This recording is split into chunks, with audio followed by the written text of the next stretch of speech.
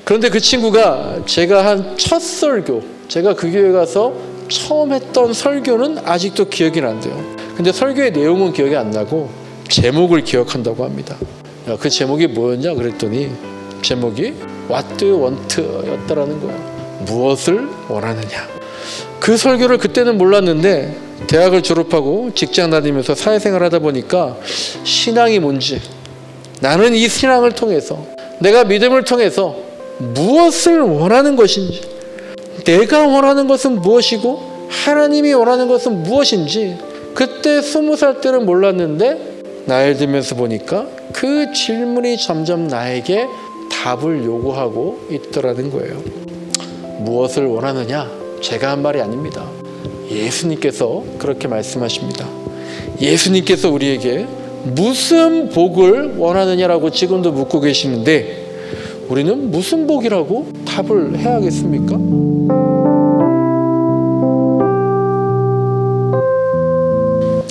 시편 34편은요 다윗의 간증이죠. 시편 대부분 다 다윗의 노래이고 다윗의 고백이고 다윗의 기도이고 간증입니다. 그 시편 34편 중에서 오늘 보면 8절 어떤 겁니까? 간단하죠. 복을 받는다. 어떻게 하면 복 받는다는 겁니까? 주님께 피하는 사람, 주님을 피난처로 삼는 사람은 큰 복을 받는다라고 했습니다. 개역개정 성경 유명한 말씀입니다. 옛날부터 이렇게 얘기했습니다. 주님께 피하는 자가 주님께 피하면 복이 있다, 이렇게 기록이 되어 있습니다. 주님께 피한다라는 거 되게 추상적입니다. 주님께 피한다라는 거 어떤 뜻일까요? 주님을 피난처로 삼는다. 이것은요 주 하나님을 선택하는 사람이다라는 겁니다. 하나님께 기대는 자, 하나님을 붙잡는 자, 하나님을 따르는 사람, 이런 사람, 하나님을 선택한 사람이 복을 받는다라는 거예요. 그리고 결론적으로 말하면 이것 자체가 복이다라는 거예요. 하나님께 피하는 것, 주님을 피하는 단처로 삼는 것, 주님을 선택한 것, 눈에 보이는 결과나 상황이 문제가 아니라 하나님께 피한 것 자체가 벌써 복이었다라는 거예요. 다윗이 왜 이런 고백을 했을까요? 시편 34편은요 사무엘상 21장 있는 내용을 그때 있었던 일을 생각하면서 다윗이 나중에 고백을 하면서 글로 정리한 건데요. 사무엘상 21장에서요 다윗에게 그런 일이 있었어요. 하나님을 선택하지 않고 하나님께 피하지 않고 하나님을 피난처로 삼지 않고 블레셋에 있는 가드 왕 아기스를 붙잡고 제발 나를 살려달라고, 나를 도와달라고 그렇게 도움을 요청했던 그런 일이 있었기 때문에 다윗이 이 기록을 한 겁니다. 다 아시겠지만 다윗이 왕이 되기 전에 사울 왕한테 계속 쫓겨다녔잖아요. 죽을 고비를 많이 넘기면서 계속 도망 다녔습니다. 근데 이제 더 이상 갈 곳이 없었나 봐요. 그러니까 이스라엘의 평생 적대국, 우리가 교회를 다니지 않은 사람들도 들어서 알고 있는 블레셋, 이스라엘의 평생 적대국인 블레셋으로 피했는데요. 블레셋에는 5개의 나라가, 5개의 수도가 있었는데 그 중에서도 다윗이 도망갔던 이 가드라는 곳이 어떤 곳입니까? 다윗이 옛날에 죽였던 골리앗이라는 적장이 있었던 나라예요. 그러니까 그곳에서는요 다윗이라고 하면 철천지 원수로 생각을 했겠죠. 다윗만 생각하면 일을 가는 사람들이 있었을 겁니다. 그런데 글로 도망간 거예요. 어떻게 보면 호랑이 굴로 도망을 간 그런 셈이었는데요. 다윗이 얼마나 다급했고 갈 데가 없었으면 그곳으로 피했겠습니까? 아마 다윗은 적의 적군은 아군이다, 그런 생각으로 블레셋과 자기가 모두 사울을 적으로 두고 있으니까 같은 편이 될 수도 있겠지, 어쩌면 블레셋 가드의 아기스 왕이 나를 도와줄 수도 있어 라고 기대를 했겠지만 잘못된 판단으로 끝나죠. 그래서 다윗이 어떻게 합니까? 미친 척 했습니다. 정신이 나간 척 했어요. 벽을 막 긁고 다니고 침을 질질 흘리면서 그렇게 다녔다고 성경에 기록되어 있습니다. 마치 조선시대에 이방원의 아들 양녕대군이 세자로 책봉된 다음에 좀 미치광이처럼 일부러 행동을 했다라는 그런 설이 있잖아요. 마치 그런 것처럼 다윗도 그곳에서 비굴함을 무릅쓰고 미치광이로 행동해서 그들의 경쟁심을 누그러뜨리고 쫓겨나듯 탈출할 수 있었던 겁니다. 이런 과거의 일을 돌아보고 기도하면서 이 시편 34편에서 다윗이 고백을 한 거예요. 아, 주님을 피난처로 삼았어야 했는데, 하나님께 피해야 했었는데, 하나님께 기대고 하나님을 붙잡았어야 했었고, 그것이야말로 진짜 복이다. 그렇게 했더라면 더 큰 복이었다라고 얘기를 하는 거죠. 다윗이요, 말년의 이 시편을 기록하면서 이런 생각을 한 것 같아요. 복이라는 거는 결과나 상황, 이게 아니라 선택 그 자체다라고 생각을 했던 것 같습니다. 어떤 선택이라는 겁니까? 제가 오늘 계속 반복합니다. 하나님을 선택하는 것, 하나님께 피하는 것, 하나님을 붙잡는 것, 하나님을 기대는 것, 그러고 있는 것 그 자체가 이미 복이다라는 거예요. 잘 생각해 봅시다. 그러고 보면 우리는 이미 복받은 사람들입니다. 우리는 하나님께 피한 사람들이잖아요. 예수님을 선택한 사람들이잖아요. 그리스도인이기 때문에 이미 복을 받은 거예요. 그러면 다 된 거 아닙니까? 그러면 다른 걱정은 없는 거 아닐까요? 그러면 충분하지 않습니까? 이미 우리가 예수 그리스도를 선택했기에, 하나님께 피했기에, 하나님을 붙잡고 있으니까 아둥바둥하면서 살 것이 없는 것 아닐까요? 근데 우리 삶이 실제로 그러지 못하고 어떤 큰 충격이 있을 때 이런 생각들을 하게 되는 것 같아요. 최근에 이제 제가 한 목사님 뵀는데 영동에서 이제 목회를 하는 분이에요. 저보다 12살 많으신 그 위로 띠동갑이신 목사님인데, 그분 얘기를 쭉 들으니까 이렇더라고요. 필리핀에서 선교 활동하셨대요. 근데 여러 가지 이해하지 못할 일들이 갑자기 줄줄줄 생기더래요. 그래서 한국에서 후원이 끊기게 되면서 필리핀 선교 활동 마치시고 한국으로 들어오셨다고 합니다. 그리고 이제 선교학을 공부하시다가 서울의 명성교회에서 선교 목사로 있게 되었는데, 그러다가 이제 나중에 부천에 있는 한 교회, 뭐 아주 크지도 않지만 또 작지도 않은 그 교회에서 담임 목사로 가게 되셨답니다. 그리고 거기서 이제 한 8년을 목회하셨대요. 근데 어느 날부터 갑자기 몸이 이상하더랍니다. 어디가 아프거나 뭐 암에 걸렸다거나 그런 게 아니라 굉장한 무기력증이 밀려오는데 아무것도 할 수가 없었대요. 병원에 가보니까 공황장애다라는 진단을 받았대요. 그래서 교회에다가 병가를 내고 한 2, 3개월 그렇게 쉬었는데 정말 집에서 누워서 잠만 잤대요. 그런데도 이제 회복될 기미가 없으니까 교회에서는 목사님께 이제 사임을 부탁하고, 그래서 8년간 목회했던 그 교회에서 아무런 개인적인 대책도 없이 나오게 됐답니다.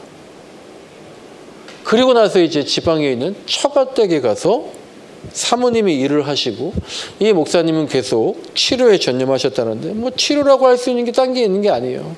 그냥 병원에서 주는 약을 먹고 그냥 쉬는 것밖에 없었답니다. 하루 세끼 밥을 먹는데 정말 밥맛이 하나도 안 느껴지더래요. TV에서 드라마를 보는데 말귀를 하나도 알아들을 수가 없었다고 합니다. 그저 하루에 그냥 2번 나가서 산책하면서 걷기 운동하고 나머지 시간에 그냥 정말 잠만 잤대요. 그렇게 1년을 보내셨는데 어느 날 밥을 먹는데 정말 갑작스럽게 밥맛이 돌아오고, TV를 보는데 무슨 소리인지 알아먹겠더랍니다. 그러면서 며칠 후에는 그분이 성령님의 강한 임재를 느끼시고, 그게 한 4년 전 12월 25일이라고 그렇게 기억하시더라고요. 지금으로부터 한 4년 전 12월에 몸이 갑자기 또 거짓말처럼 훌훌 털고 일어나서 예전처럼 건강을 회복했다, 그런 얘기를 하시더라고요. 그래서 그분이 그때 그런 생각이 들었대요. 너무 앞만 보고 달려왔다라는 거예요. 너무 많은 욕심을 냈다라는 거예요.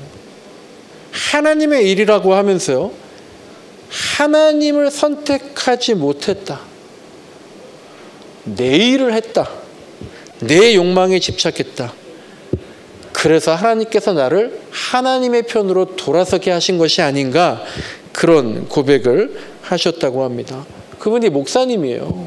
목사님인데 당연히 하나님의 일을 하는 사람이죠. 그런데 하나님의 일을 하는데 목사라고 해도 하나님을 선택하지 않는 경우가 많이 있었다라는 걸 돌아보게 되었다라는 거예요. 다윗도 마찬가지입니다. 다윗도 하나님께 선택된 하나님의 일을 하는 사람이었잖아요. 하나님의 기름 부음 받은 사람이었잖아요. 그런데 그럼에도 불구하고 하나님께 피하지 않고 자신의 계획과 묘책에 몸을 기댔던 거죠. 그러니까 블레셋 가드로 도망을 쳤던 겁니다. 그런데 그런 것들이 하나님에 의해서 강제로 멈춰지게 되니까 이게 아니었구나, 그런 생각이 드는 거죠. 내가 무엇을 하든 결과가 어떻든 상황이 어떻게 변하든 남의 탓을 할 게 아니라, 남과 비교할 게 아니라, 남들이 간다고 무작정 가는 게 아니라, 남들도 저렇게 하니까 그냥 하는 게 아니라 그저 하나님께 피하는 것, 하나님과 함께하는 것, 하나님을 붙잡는 것, 결과에 상관없이 그 선택 자체가 복이었구나.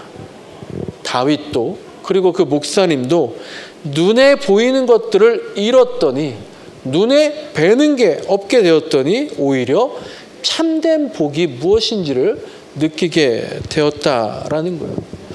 지금 그 목사님이 60이 넘은 나이였음에도 불구하고 우여곡절 끝에 영동에 있는 작은 시골 교회에서 목회를 하고 계시는 건데요.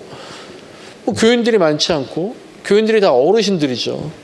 정말 별거 아닌 걸로 서로 툴툴거리면서 싸우고, 그런 교회에서 그냥 목회하고 있는 것 자체가 그저 은혜이고 복이다.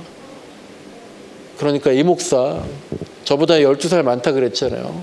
아직 젊은가 본데 진짜 목회가, 진짜 복이 무엇인지를 잘 생각했으면 좋겠다, 그런 말씀 하시더라고요. 근데 이런 경우가 참 많은가 봐요. 엊그제 또 이제 페이스북에 그냥 페이스북으로만 알고 있는 한 목사님의 글 올라와서 봤는데, 그분은 이제 미국에서 한인교회 담임 목회를 하시는 분인데요. 이분이 8년 9개월 만에 갑자기 사임을 하셨다는 거예요. 그러면서 이제 사람들이 하도 물어보니까 그 정황을 쭉 글을 쓰셨는데, 이분도 올 초에 갑작스럽게 공황장애와 우울증이 찾아왔다는 거예요. 그래서 역시 병가를 내고 2달을 쉬다가 단기간에 회복이 불가능하다 병원에 진단을 받고 교회에다가 사임서를 제출을 했대요. 근데 이제 페북에 글을 쓰면서, 그래서 이제 엊그제 사임이 결정됐습니다. 만감이 교차하지만 모든 것이 하나님의 은혜였다라고 그렇게 글을 마무리하고 계시더라고요. 굉장히 많은 번민이 있었겠죠. 그리고 우리가 보기에 또 그분 역시 순간순간 불안감에 함께 다시 일어설 수 있을까? 다시 목회할 수 있을까? 가정을 지킬 수 있을까? 근데 하나님 나한테 왜 그러시지? 내가 특별하게 뭘 그렇게 잘못했나? 그런 억울함과 한탄이 튀어나오겠지만, 그러나 역시 오늘 본문 말씀처럼 바로 그러한 때에 하나님께 피난처로 삼을 때, 주님을 나의 피난처로, 내가 주님께 피하는 것, 그것만이라도 복이다라고 고백을 하고 있는 거예요. 반면에 지난주에는 또 이런 소식도 들렸습니다. 극동방송의 김장한 목사님, 여의도 선보은교회 이영훈 목사님이 압수수색을 받았다라는 거죠. 저같이 아무것도 모르는, 그쪽 분들 잘 모르는 분들도 엄청난 충격을 받았습니다. 이분들이 이제 기독교뿐만 아니라 우리나라 여러 분야에 큰 영향을 끼치시는 분들인데, 결과가 어떻게 나오든지 간에 굉장히 충격이고 안타까운 일이죠. 이분들이요, 평생 하나님 편에서 목회하셨을 겁니다. 무슨 일을 선택하든지 기도하시는 분들이었고 하나님께 기도하고 그 응답대로 하셨을 거예요. 그런데 그 일들 중에 지금 기독교인뿐 아니라 믿지 않는 사람들에게도 인정이 되지 않는 지금 그런 시선을 받은 거예요. 그분들이 나중에 지금을 회상할 때 어떻게 말씀할 수 있을까요? 다윗이 나중에 그때를 회상하면서 시편 34편을 쓴 거잖아요. 다윗이 간증한 것처럼 하나님께 피하는 것이, 주님을 피난처로 삼은 것이 가장 큰 복이었다. 그때 내가 주님께 피했어야 됐다. 나중에 주님께 피하니까 그게 복이었다. 그렇게 고백할 수 있을 것인지, 이분들이 그런 선택을 할 수 있을 건지, 정말 그런 결과가 나올 수 있을런지, 수사의 결과가 어떻게 나오든지, 사람들이 뭐라고 말하든지, 지금 이분들이 누구의 편에서 선택을 하느냐가 진짜 하나님이 우리에게 주시는 복이 무엇인지를 저 같은 후배 목사들이, 그리고 그분들을 평생 존경해왔던 그리스도인들이 정말 복이 무엇인가를 배우게 되는 중대한 기로가 되는 그런 사건인 것 같아요. 제가 몇 번 말씀드린 것처럼 시편 73편을 보시면요, 그저 하나님과 함께 하는 것이 복이라고 했습니다. 한번 말씀을 같이 볼 텐데요. 화면을 한번 띄워주시고요. 시편 73편 28절 말씀 같이 읽어보겠습니다. 함께 읽겠습니다. 하나님께 가까이 있는 것이 나에게 복이니 내가 주 하나님을 나의 피난처로 삼고 주님께서 이루신 모든 일들을 전파하렵니다. 아멘. 하나님께 가까이 있는 게 복이라 그랬어요. 여기도 피난처 얘기 나옵니다. 여러분, 저와 여러분은요, 무엇이 복이라고 말할 수 있겠습니까? 무슨 복을 받고 싶으세요? 무슨 복을 기대하면서 신앙생활을 하고 있습니까? 사진 한 장만 보겠습니다. 화면을 한번 띄워주시고요. 저걸 뭐 망화라고 하는 것 같던데요. 기와 지붕 끝에 장식을 해놓은 건데요. 한자로 복이라는 글씨가 새겨져 있잖아요. 아파트 단지에서는 이제 보지 못하지만 그래도 그러고 보니까 아파트에는 저게 없네요. 근데 우리 교회 근처에도요, 저런 지붕들이 간간히 있습니다. 왜 저런 망화, 장식, 복자를 만들었을까요? 뭐 당연하죠. 우리 집에 복을 달라는 겁니다. 어떤 복을 달라고 하는 걸까요? 저분들이 그냥 뭐 아주 신앙이나 믿음 그런 게 아니라 뭐 옛날부터 그래왔으니까 하는 것으로 했었겠지만, 어떤 복을 달라고 하면서 저렇게 복자를 달았을까요? 뻔합니다. 당연합니다. 물질의 복을 달라는 거예요. 건강의 복을 달라는 겁니다. 자녀의 미래의 복을 달라는 겁니다. 이분들의 바람이 우리와 크게, 그리스도인들과 크게 다르지 않을 거예요. 아무도 우리 그리스도인들 그런 복을 마다하지 않습니다. 우리가 저런 규화를 보면 무속적이라고 폄하할 수 있어요. 부적 같은 거 붙여놓은 거 그렇게 하잖아요. 또한 불교 사찰을 보면은요, 석가탄신일이 되면 어떤 거 합니까? 연등을 달아놓잖아요. 연등을 소원등이라고도 합니다. 그 연등에 그들의 소원을 적어두고요, 그 값을 치릅니다. 평소에 절을 가도요, 절에 가면 뭐가 있더라고요? 기와장이 있어요. 그 기와장 판매하는 겁니다. 그 기와를 구입하는 것이 우리의 헌금과도 같은 거예요. 그리고 그 기와에다가 소원을 빌고 쓰는 거죠. 그런 걸 보면서 우리는 기복적인 행동이라고, 불교는 저래서 안 됐다고, 그렇게 우리가 부정적인 시간으로 바라보죠. 그런데 그게 우리하고 뭐가 다를까요? 뭐가 다를까요? 하나님께 빌지 않고 우리는 하나님께 비는 것, 물론 그것이 가장 큰 차이입니다. 하지만 바라는 복의 내용은 별로 차이가 없을 거예요. 언제부턴가 우리에게 행복을 바라는 것이 굉장히 유행이 됐습니다. 아주 큰 물질이 아니어도 좋아요. 아주 큰 출세를 바라는 거 아닙니다. 그저 소소하게라도 행복하기만 하면 좋겠다라는 거예요. 그래서 기독교인들도요, 기도 제목이 뭡니까? 라고 물어보면은요, 그저 행복했으면 좋겠어요. 그저 우리 아이들도요, 소소하게 행복하게 생활했으면 좋겠어요. 근데 그 행복은 무슨 내용입니까? 우리가 기도하는 행복했으면 좋겠어요. 거기에 하나님께 피한다는, 주님을 선택한다는 그런 행복을 바라면서 행복했으면 좋겠다고 얘기하는 것인가 싶은 거예요. 행복의 그 의미에 하나님께 피하는 겁니다. 주님을 피난처로 삼는 겁니다. 하나님을 선택하는 겁니다. 그것이 포함되어 있는가? 저는요, 김장한 목사님이나 이영훈 목사님 감히 비판할 수 없는 사람입니다.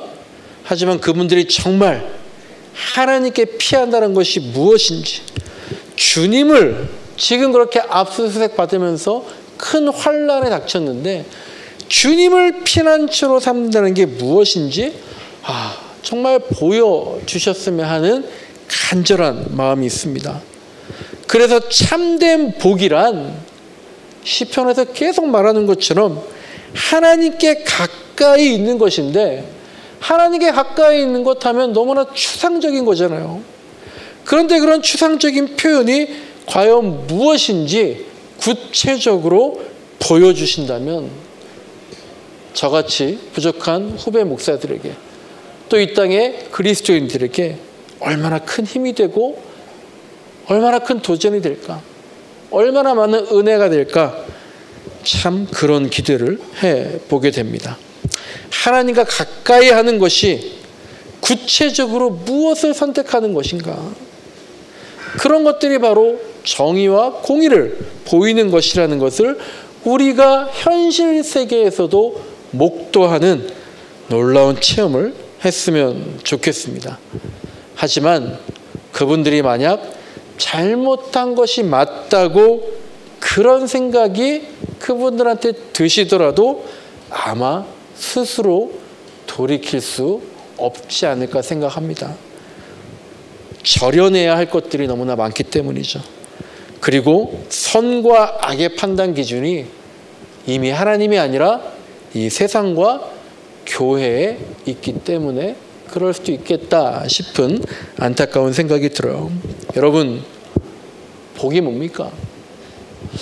신앙은 여러분 선택입니다. 어디로 피할 것인가? 선택이에요. 무엇을 원하고 있는지 선택의 문제가 신앙입니다. 우리가 바라는, 우리가 선택하는 복은 무엇입니까? 우리가 무엇을 원하는가? 주중에 제가 옛날에 사역했던 청년부에 청년 하나가 찾아왔어요. 그 친구가 20살 때 만났는데 지금 40살이 되어서 왔습니다. 이런저런 얘기를 하다가 저한테 이런 말을 하더라고요. 목사님 설교는요, 결론이 없었던 것 같아요. 그 얘기를 하더라고요. 제가 그 얘기를 듣고 너무 웃겼던 게, 지금도 제가 이제 그런 말들을 많이 듣잖아요. 무슨 말 하는지 모르겠다. 결론이 없다. 그런데 그 친구가 제가 한 첫 설교, 제가 그 교회 가서 처음 했던 설교는 아직도 기억이 난대요. 근데 설교의 내용은 기억이 안 나고 제목을 기억한다고 합니다.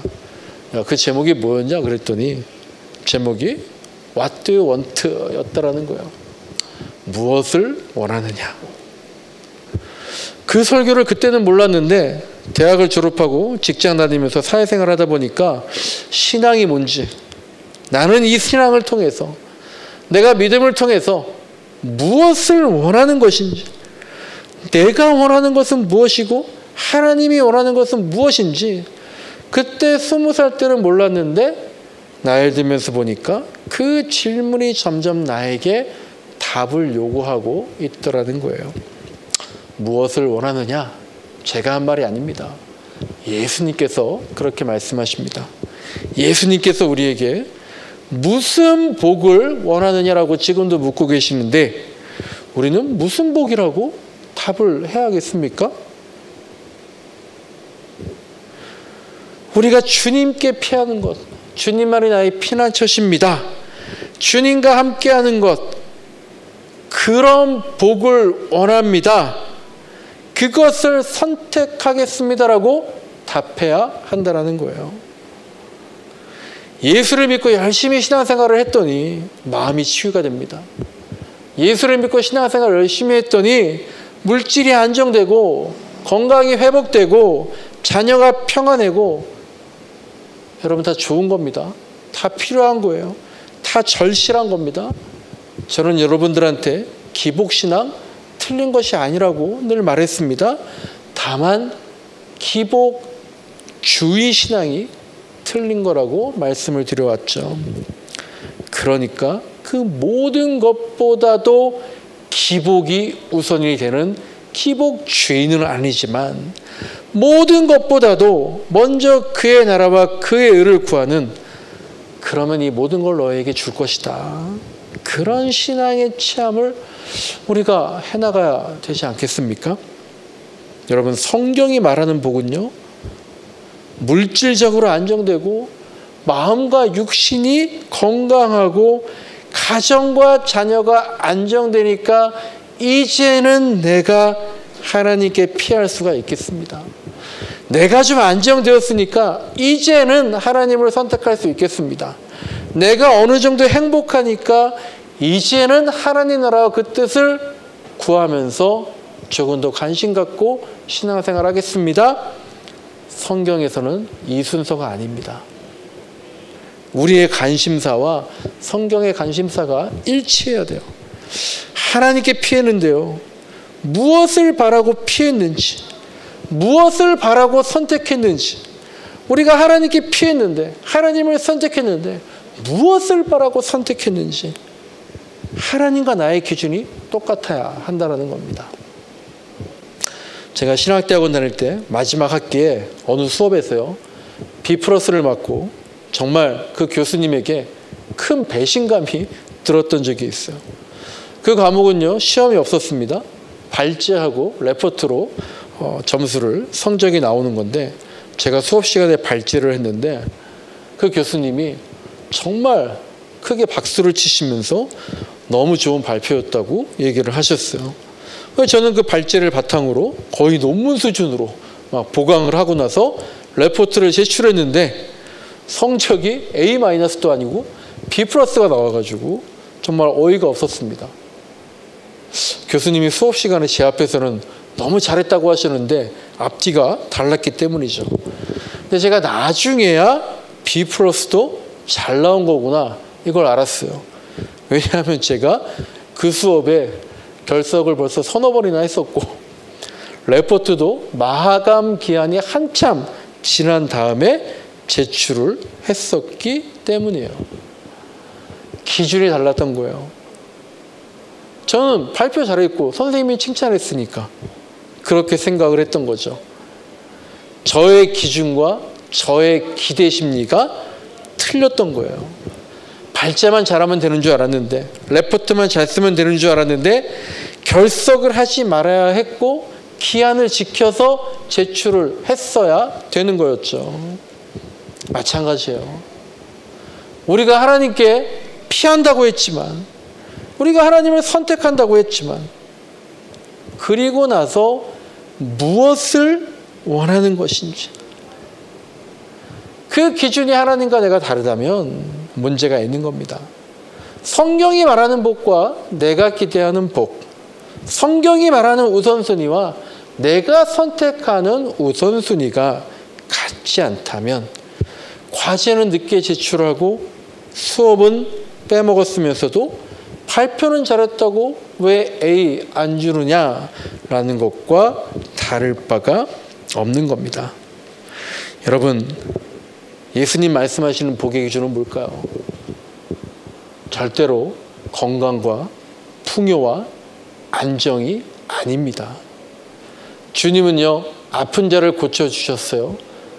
건강하게 해주셨어요. 하지만 지금 아프지도 않은데 앞으로도 아프지 않게 해달라는 그런 기도 한 번도 안 하셨습니다. 물질에 대해서는 하도 거친 말씀을 많이 하시는데 가장 부드럽게 말한 것이 일용할 양식만을 위해서 기도하라는 것이었습니다. 머무르려는 자들에게, 안정을 원하는 자들에게 이것 먼저 해결하고 이것만 해결되면 이라고 말하는 사람들에게 당장 떠나라고 말씀하셨습니다. 말씀을 정리합니다. 우리가 나중에 다윗과도 같이 진짜 복이었다. 이게 복이었다. 하나님을 선택한 것, 하나님의 정신을 선택한 것이 진짜 복이었다. 그렇게 고백할 수 있기를 진심으로 소망합니다. 다윗도 실수를 했기 때문에 이렇게 고백한 거예요. 다윗도 선택을 했는데요. 아브라함의 조카 롯이 소돔을 선택한 것처럼 기준을 잘못 정했기 때문에 그게 아니었다고 고백을 한 거예요. 우리도 만약 지금까지 교회에서 배운 것이, 지금까지 신앙의 선배들에게 배워온 복이라는 것이, 지금까지 목사들에게 들어온 복이라는 것이 기와에 달려있는 망화와도 그 망화에 적혀있는 그 복복자와 같은 것이라면 시편을 묵상하면서 정말 참된 복은 무엇일까 고백할 수 있게 되기를 간절히 소망합니다.